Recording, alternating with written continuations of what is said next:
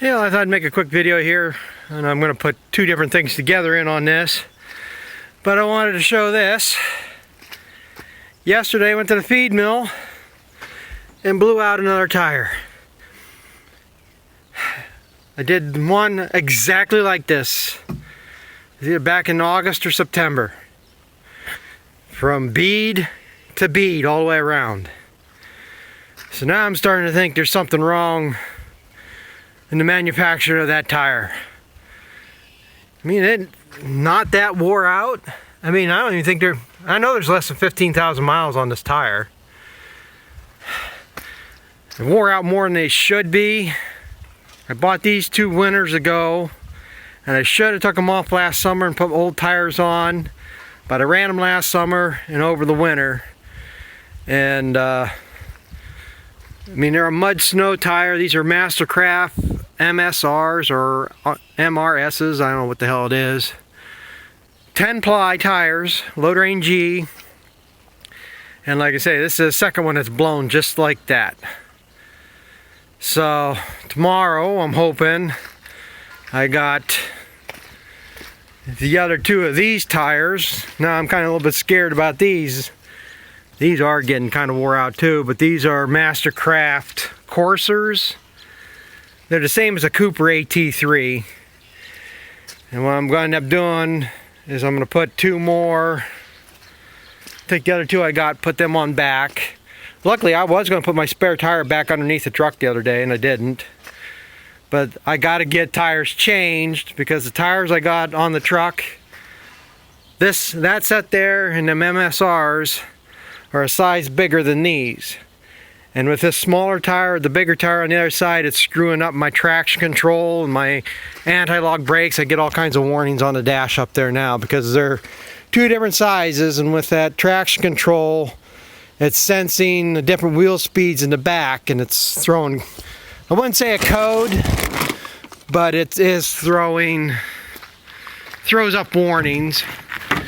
And plus my tire inflation light stays on all the time, because now with no pressure in this tire, that sensor's reading off all the time. So get in there.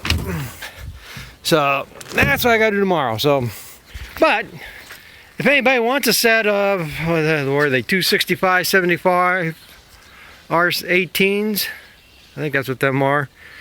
If anybody wants a pair of them, I got 2 of them myself, because I got the one on the other side I'm taking off, and I got this other one I took off last year in here yet, so, and the other one right there.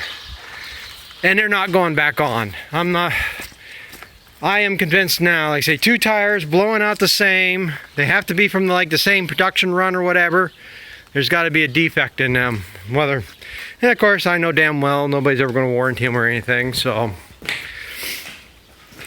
And the second part of this video I'm going to do is, somebody mentioned in one of the comments, because I've been talking about problems with the cows, if I had stray voltage. Now this is going to be the part 1 of that. If I try to do all this in one video, it'll get too long, so I'll add this shorter part onto this one, and then I'll talk about the last time. I've had stray voltage twice. And back in about 2000, I think it's 2014, is the first time I had it.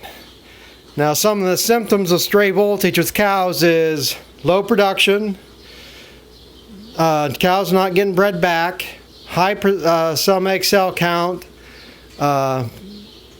uneasiness, they dance around and don't want to enter areas and stuff. That's all indications of stray voltage. And back in 2014, cows dropped on milk. I wasn't getting cows bred back. Cell counts were up, but I didn't really notice anybody being fidgety. Well, the one night I was scraping the barn, or chasing cows up, and I could hear something popping when the pipeline was sanitizing. And it sounded like it was coming from up here in the corner. Well, the only thing electrical up there is the wiring for the pulsators. And they're 24 volt DC. So I wouldn't think I'd be hearing the sparking or anything from that. So I didn't think much of it. I couldn't find nothing there, no broken wires or anything, so I just went ahead and started milking. Well, then I could hear it again, and it sounded like it was coming from up above here, and that's where the bulk tank compressor is.